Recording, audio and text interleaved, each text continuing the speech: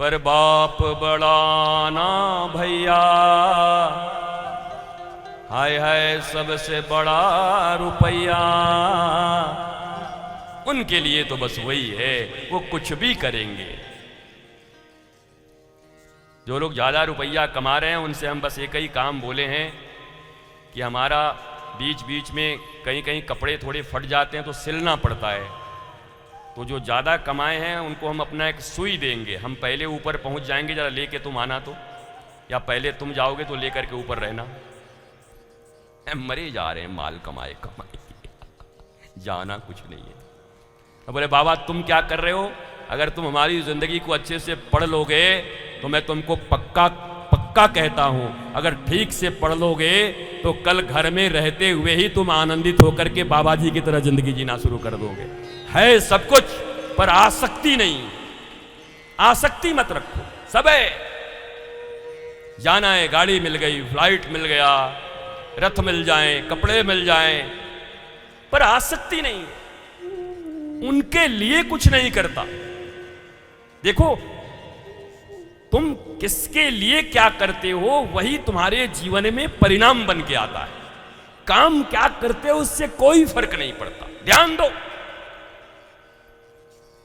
मंदिर में बैठ करके भी पूजा कराते समय अगर तुम्हारे जीवन का परम उद्देश्य केवल पैसा है तो चूक जाओगे जिंदगी से। शरीर के धारण पोषण के लिए जरूरी है, मिल जाएगा, कौन सी कमी है बताओ। आपको क्या कमी है, आपको न टिकट की कमी है ना आपको इसकी कमी है, आपके पास तो लाखों लोग हैं, तुमको कौन मना किया ऐसा बनने के लिए? अरे तुमको किसी ने मना किया? भगवान के चरणारविंद में भगवत कथा करना, सत्संग करना, साधन भजन करना तुमको रोका किसी ने? तो हम दाल रोटी कमाएं कि हम भजन करें, तो दाल रोटी की समस्या तो हमारी भी होगी ना, कि हम बिना दाल रोटी के चलते होंगे। बताओ, जब इतनी पढ़ाइयाँ हमने भी पढ़ी हैं तो निश्चित हमारे भी घर वालों की इच्छा ये जरूर रही होगी कि कहीं ना कहीं ये भी चला जाए। और एक बार तो पकड़ के रेलवे में PWI में लगवा भी दिया था हमारा नौकरी। हमने PWI आओ तुम कर दो, रेल पथ निरीक्षक, रेलवे का पथ निरीक्षण करो, हम चिंता मत करो। जिन लोगों ने हमारी नौकरी लगाई है 1 साल के बाद उन्हीं को दीक्षा दे करके उन्हीं का पथ का निरीक्षण मैंने कर दिया। बोले बाबा बहुत बढ़िया काम किया आपने, हमारो नौकरी लगावे वो तो। बताओ महाराज, जियो जियो जियो जियो, जिंदा दिल की तरह जियो। तुम्हारे कॉन्सेप्ट में मैं परिवर्तन करना चाहता हूं। जीना किसके लिए है ये समझ लो। तुम जिसके लिए जी रहे हो वो तुम्हें मिल नहीं रहा है। बड़ी प्यारी सी कथा है, वृंदावन में उद्धव जी और विदुर जी का मिलन होता है। चलो अब तीसरे दिन की कथा ही शुरू कर देता हूं महाराज, इसी में मौज आ जाएगा। फिर ज्ञानगुदरी क्षेत्र में वृंदावन में दोनों का मिलन हो रहा है। उद्धव भगवान श्री कृष्ण के चचेरे भाई मित्र, गुरु बृहस्पति के शिष्य, निष्णात वृष्णि वंशीय परम ज्ञानी। भगवान श्री कृष्ण ने अपना पादुका उनको दे दिया और वो पादुका लेकर के बद्री धाम की ओर जा रहे हैं। और इधर विदुर जी भी महाभारत के युद्ध के समय में तीर्थ यात्रा में निकल गए थे। तो दोनों महात्माओं का मिलन वृंदावन में हुआ। अब जैसे दो लोगों का मिलन होता है बात भी वैसे ही होती है। शराबी मिले तो शराब की बात होगी, कबाबी मिले तो कबाब की बात होगी, जुआरी मिले तो जुआ की बात होगी, कामी मिले तो कामना की बात होगी, वासनात्मक लोग मिले तो वासना की बात होगी, उपासना करने वाले मिले तो उपासना की बात होगी, मांत्रिक मिले तो मंत्र की बात होगी, तांत्रिक मिले तो तंत्र की बात होगी, यांत्रिक मिले तो यंत्र की बात होगी। और षड्यंत्रिक मिले तो षड्यंत्र की बात होगी। जो जैसा रहता है वैसे ही बात करता महाराज।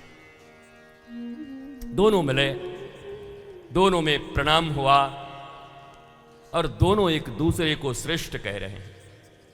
आहा विदुर जी कह रहे हैं, अरे उद्धव जी मैं आपको प्रणाम करता हूं।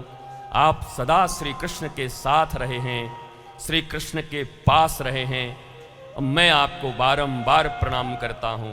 उद्धव जी कहते हैं, विदुर जी मैं तो शरीर से पास था और जितने दिन तक पास रहा ऐसा कोई दिन न हुआ जिस दिन हमारे परमात्मा श्री कृष्ण ने अपने प्यारे विदुर को याद न किया हो, इसलिए मैं आपको प्रणाम करता हूं। आप दूर रह के भी उनके यादों में हो, दूर रह के भी उनकी यादों में हो, इसलिए मैं तुम्हें प्रणाम करता हूं। एफिल टावर चढ़ गए,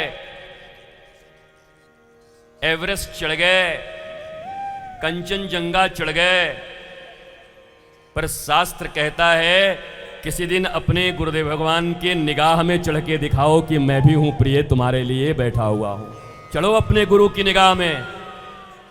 बहुत लोग चढ़े हैं पर इतने खतरनाक तरीके से चढ़े हैं कि मत पूछो।